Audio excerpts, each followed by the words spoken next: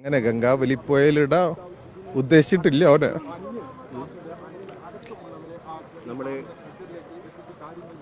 ഞാൻ അപ്പോഴേ പറഞ്ഞു ലോറിക്ക് അധികം പരിക്കുണ്ടാവില്ല, ക്യാബിന് അധികം പരിക്കുണ്ട്, ചിന്നിച്ചിതറൂല.